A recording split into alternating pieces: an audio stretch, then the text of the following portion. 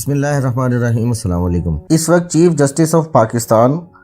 خنجر کی طرح گھسے ہوئے ہیں سینوں میں پی ڈی ایم کے اور خاص طور پر پاکستان مسلم لیگ نون کے، اور اس وقت مسلم لیگ نون والوں کا بس نہیں چل رہا کہ وہ کسی نہ کسی طریقے سے کوئی ایسا بٹن دبائیں، ایسا سوئچ دبائیں کہ یہ 15-16 دن جو آخر کے بچے ہوئے ہیں نا یہ نکلیں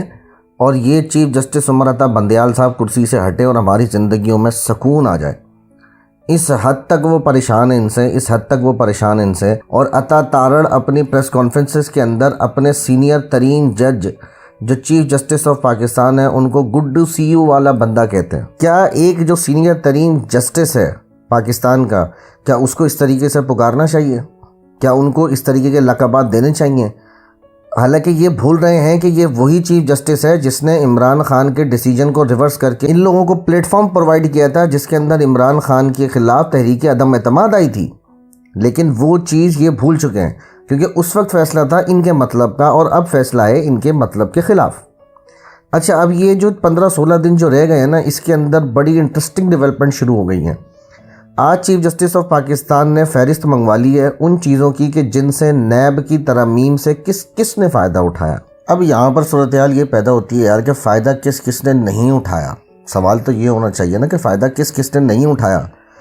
کون سا ایسا بندہ ہے جس نے فائدہ نہیں اٹھایا ان ترامیم سے؟ کیونکہ یہ لوگ آئے اقتدار میں صرف اور صرف اپنے کیسز کو معاف کروانے کے لیے تھے۔ ارشاد بھٹی صاحب جو ہیں وہ تو اکثر یہ کہتے رہتے ہیں کہ پہلے میرے کو عمران خان پہ بڑا غصہ تھا کہ خان صاحب آپ بلا وجہ کہتے رہتے ہیں، وہ تو این آر او مانگتے ہی نہیں ہیں آپ سے، لیکن آج وہ اپنے جتنے بھی تجزیے ان کے اندر وہ واضح طور پر اس بات کی اناؤنسمنٹ کرتے ہیں، کہتے ہیں کہ میں غلط تھا۔ انہوں نے اپنی غلطی تسلیم کری کہ میں غلط تھا۔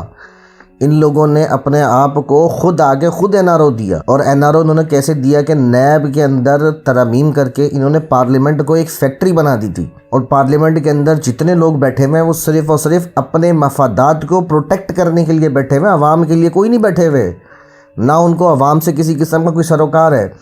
انہوں نے پارلیمنٹ کو قانون ساز کی فیکٹری بنا دی تھی، ایک کے بعد ایک قانون پاس، ایک کے بعد ایک قانون پاس، ایک کے بعد ایک قانون پاس۔ جس چیز کے اندر ان کو نظر آتا تھا کہ جی اس چیز سے ہمیں نقصان ہو رہا ہے،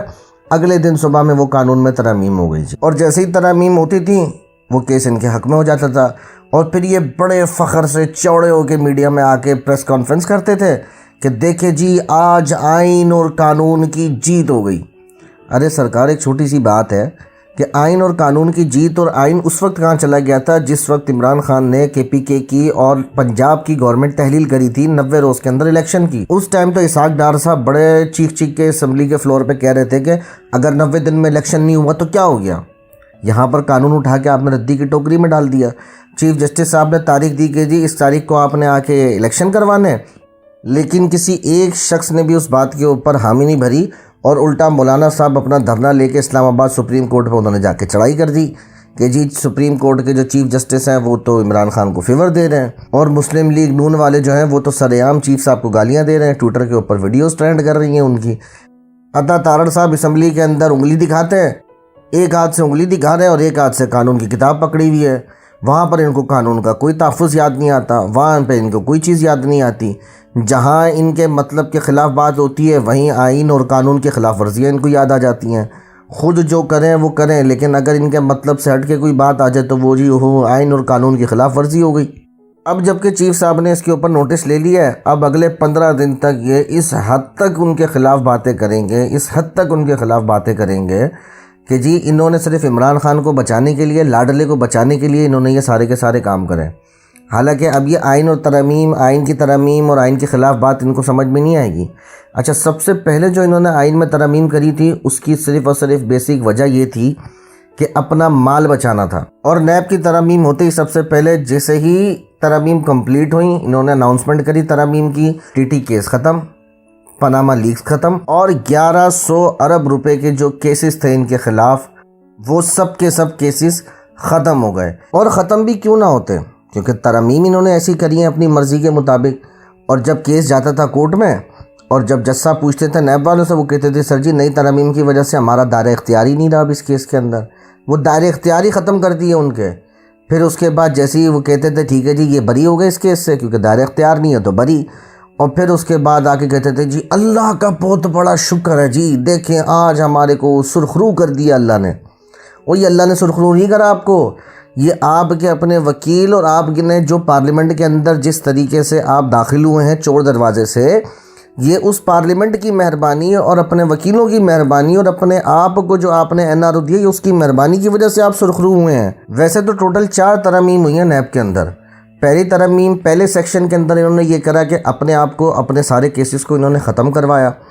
پھر اس کے بعد جو سیکنڈ فیز یہ لے کر آئے ترامیم کا، اس کے اندر کیونکہ اب ظاہر سی بات ہے کہ انہوں نے عمران خان اینڈ کمپنی جتنے بھی تھے ان کو رگڑا دینا تھا، اس لیے انہوں نے ان کے کیسز کو سامنے رکھا اور اس حساب سے پھر نیب کے قانونوں میں دوبارہ سے ترامیم کی گئیں کہ اب ان کے خلاف وہ جو دائرہ اختیار تھا، ہمارے کیسز ہو گئے ختم، اب ان کے خلاف جو کیسز ہیں ان کے اندر وہ دائرہ اختیار کو واپس اس لیول پہ لے کے جانا جن کے اندر ان کے خلاف کیسز مضبوط ہو اور ان کو میکسیمم سزا مل سکے۔ دوسرا جو فیز تھا اس ترمیم کا وہ یہ فیز تھا۔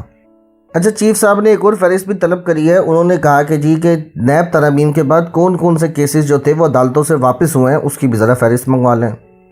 اب اگر یہ فہرست آ جاتی ہے چیف صاحب کے سامنے، اوئے ہوئے ہوئے ہوئے ہوئے، پھر تو ہو جائے گا جی کمال،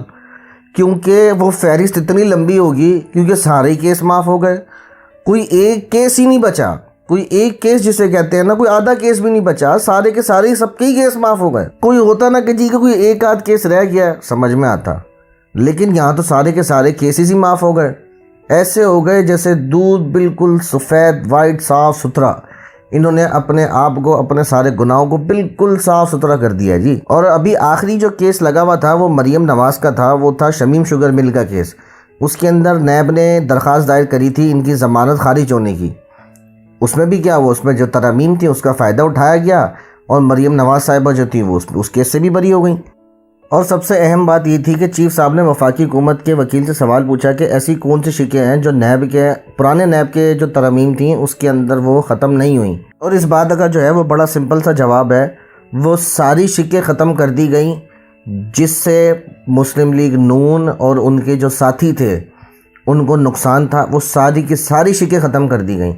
اور وہ ساری کی ساری شکیں ان میں ڈال دی گئیں، اس سے عمران خان، تحریک انصاف اور ان کا ساتھ دینے والے تمام لوگوں پر شکنجہ ٹائٹ کیا جا سکے۔ چینا ٹی وی کو سبسکرائب کرنا مت بھولیں، ویڈیو کو لائک کریں، شیئر کریں اور کمنٹ سیکشن میں اپنی قیمتی رائے سے ضرور آگاہ کریں۔